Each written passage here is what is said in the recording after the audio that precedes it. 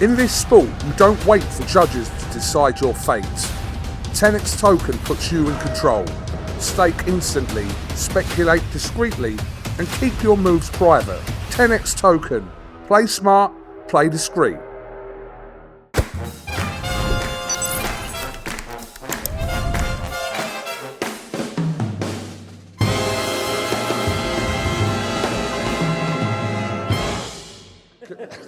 Cassis IFLTV here in London.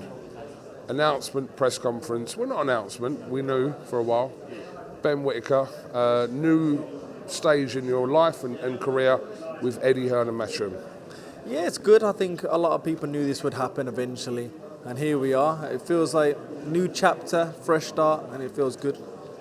I don't want to go too deep into this, but obviously you had kind of the early part of your career with Ben, Shalom, Boxer, etc. So just a word on that first of all as well. Yeah, I've said to a lot of people, I'm very thankful for what they did. I'm not an envious person, it's just business. They did a lot for me, but they brought me to a point where I just had to move to a fresh start.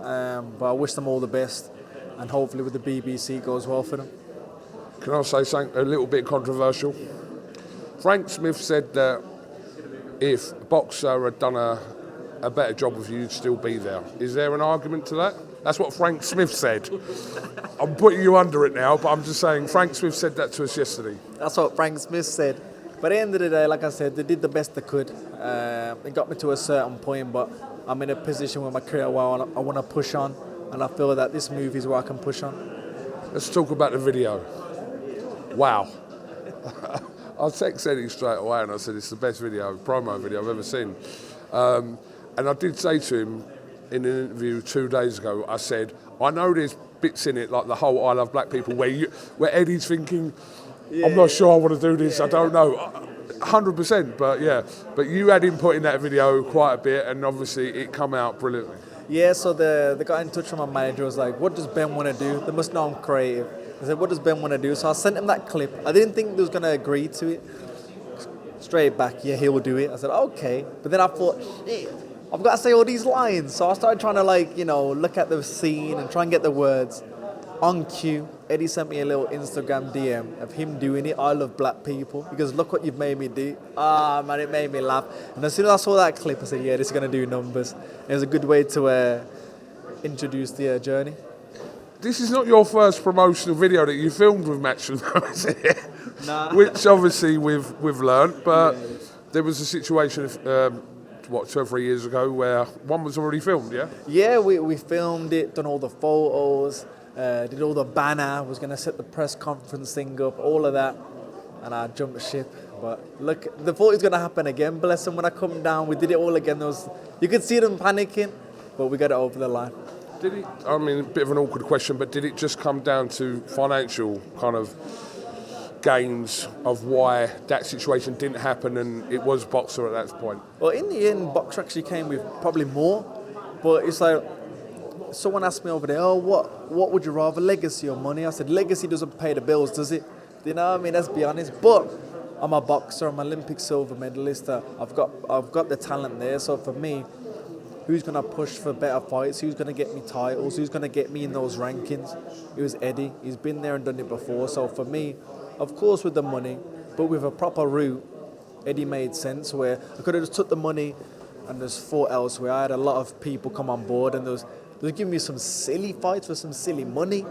But I knew for my talent, I didn't want to do that silly stuff. I don't think the boxing world are quite ready for you and Hearn. I mean, you're you, but he's him. Like, this is a match made. Yeah. Exactly. I think I sold myself very well. Bless him. Ben Shalom wasn't the best talker, and I sold myself well, where sometimes if I don't want to talk, Eddie will talk for me. So I think the combination's great, and it's one that Britain need.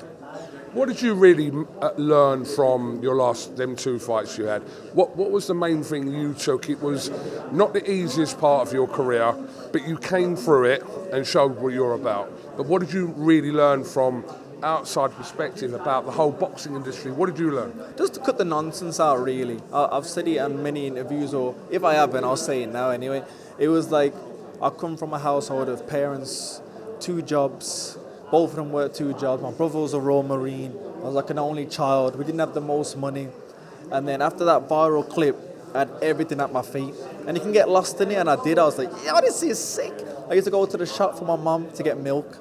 I go there now, I'm getting bombarded. It was ridiculous. And you kind of get lost in it, where it's like, that will come, don't get lost in it. So for how quick my come-ups come, I've had ups and downs already, and I think it's made me a better fighter. And I think it shows when I'm knuckled down and really focused what I can do. And it's annoying because what happened in the second fight really should have happened in the first fight. But sport's sport, and it makes your journey better. You will make your Matchroom debut on November 29th, so I'm sure it'll be a packed-out Birmingham. We've got Gwyn and Vong on the undercard. It's going to be a great night in Birmingham.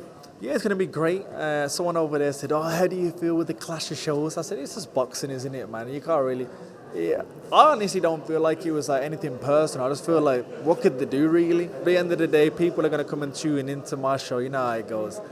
But it's going to be a great show. I'm back at home. We've got a great undercard. And hopefully, I perform the way I perform. We move on to 2026 the way we should. I mean, yeah, the clash was meant to come next week with Parker Waldley, which Frank Warren was not happy about. I mean, the last few days we've learned that it will clash with your show, TKV and Fraser Clark. I mean, I've seen a few cynical people saying that, you know, I've seen it as well. Ben Shalom's revenge or whatever, but I don't believe that. I just think that was the date that they had, yeah. That's what I said over there. I said, I don't really think it's like that. At the end of the day, he'd probably prefer to have his own show. His first show with BBC, probably have his own day or whatever. But at the end of the day, boxing's boxing. I'm good friends with Fraser. And at the end of the day, we'll both win on the same day. So that's all that matters. It's only up the road from each other as well, isn't it? Yeah, both Midlands. But we'll see. How long, last question, how long before you think you'll become world champion now under Matchroom and Eddie Hearn? I think the landscape's going to start changing. Now you see people like Benavidez moving up. People's got injuries. What's his name? Beterbiev's getting a bit older now, so the world's my oyster, really. We'll see. I just want to drag Eddie in quickly as he's just coming in. Big man. How are we? You all right? Yeah, man, I'm This all is the good. first time you've spoken. Well, not ever, no. No, but actually, in person. Yeah, because Frank Smith and Will Harvey kind of put everything together. We always knew that we wanted this to happen. But at the same time, probably I want it to happen too bad. He's probably in his head going, this is where I need to be. You need people to take care of the business on both sides so that you're not just going, yeah, let's do it. So these guys drove a hard bargain, and rightfully so, because he's the man. And as I'm going to say up there, when people keep saying to me, well, tell me who the next big star of British boxing is. Obviously, you've got AJ, he's on his last little chat. This is the guy. And we've always known that. You know, as we know, we filmed a promo 3 years ago plus. Just spoke about it. Yeah, I mean, it's like, we spent a few quid on that, and we're not deducting nothing off him, do you know what I mean? But this is at the time, right? You've got to imagine, this young man's in the room, and it was a similar show me the money vibe. He's throwing money up in the air in the promo. Crazy. I'm looking at it going, well, we got the real deal here. And then 2 days later, we get the news. And that's okay, it's business, and I understand it was actually the right thing for him to do. And now we're here. You weren't paying enough, yeah? No, someone come in with an offer that was too good to turn down. That's the reality. In a stage of his career that isn't, you know, like when you're just having those fights, it doesn't really matter. When you can promote and when you understand the game and understand the image like he does, like this is a walk in the park for me. You know, like I'm going to do a great job for him, but working with a fighter like this, it's quite straightforward. What I want to focus on is him as a fighter and a boxer, because from a profile point of view, from a self-marketing point of view, from what we can do globally, we can't miss. But really, people don't understand how good he is. When he was in Team GB, speak to McCrack, speak to all those guys, he's silver medal in the Olympics, he was gold or nothing for him. This is an elite fighter. I'm not interested in him coming in, being a showman and winning an English title. We have to win world titles, but we've got to build ourselves to that level and cut out the noise a little bit of people not understanding. He's had 10 fights, and a lot of it is against lower level opposition. So now we're stepping up at the right pace, but I can't wait, you know. Last question. How much do you love black people? Listen. I was like, listen, you know, the numbers though. I know, you know how mad. Great promo. Right? I'm looking at it thinking, like, for me, it's from the film, right? So, Exactly. and it's a bit of fun, but in the world you live in today, unfortunately, Who does it offend though? I'm just asking, who does that offend? everything offends someone. This is the problem with the world. And I'm like, I said to Hainsey, Like, mate, are we just running ourselves into trouble? And then they ask Ben, and Ben's like, no, he has to say it. And I'm like, listen, you know how good this guy is to get me in the office screaming down a phone. I love Ben Whittaker. You're my motherfucker. I love black people. When you sent me the clip on Instagram, I was in the kitchen. I know. And I'm sitting there thinking, what has he got me doing here? But we're all in on it. And we get it. We get it from both. He gets it. And that was his idea.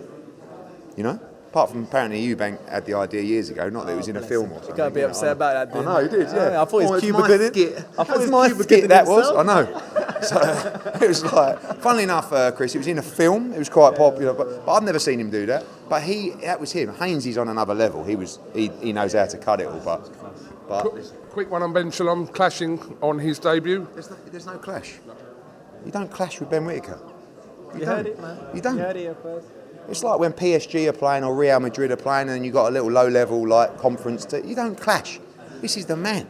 Brentwood Town. All eyes will be on Ben Whittaker. That is, yeah. Well, I mean, if you're calling boxer, No, I wasn't calling him that. I wasn't calling him that. You seem to have beef. So can we title this video "Cassius has beef with boxer"? Have you not got? Have you not links with Brentwood Town? No. Yeah, we have. My old man stuck a few. What I mean, all right. Yeah, good club, mate. But all right, don't try and dig yourself out just because you're slagging other people off. You should be neutral. I'm neutral. I know you love Ben Whittaker, but you should be neutral. But like I said, listen, clashes are clashes. Don't worry, the cream will rise to the top, and the whole country will be tuned in for this man. Just enjoy the journey. This is a good fight. Trust me, you're always going to get the people. We saw this guy in Germany, good stoppage last fight. He hasn't lost in 7 years. They're not mugs. I know their team, but we want to see him and Andy Lee's a great partnership, as is him and Matchroom. November 29th in Birmingham. Thank you very much. This sport, you don't wait for judges to decide your fate. TenexToken puts you in control. Stake instantly, speculate discreetly, and keep your moves private. TenexToken. Play smart, play discreet.